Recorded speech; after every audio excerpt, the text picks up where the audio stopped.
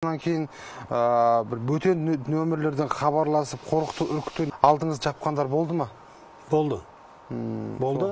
Өткені бұл жерде мен барғаннан кейін, жаңа 1-2 күн жүргеннен кейін 18 қазанда телефонын айта берсем бола ма? Айта бер. Біздің бағдарлама тек қана жаңағыдай шындыққа негізделеді міне. 8 707 114 92 84 деген телефонмен звондап, осындай мені Тараздан келіп деп ойлапты. Тараздан келіп, сен не істемекшін, Талғардан шығамай қаласың, аяқ қолыңды сындырамыз дегендей әңгімелер айтты. Және осы WhatsApp желілерімен біраз қорқыту, үркіту әрекеттері болды. Қасанның інісімін деп.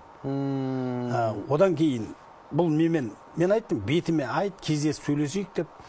Бұл шақырды мені. Шақырған жеріне барсам, бұл адам жоқ, уже телефондары недоступны. Содан кейін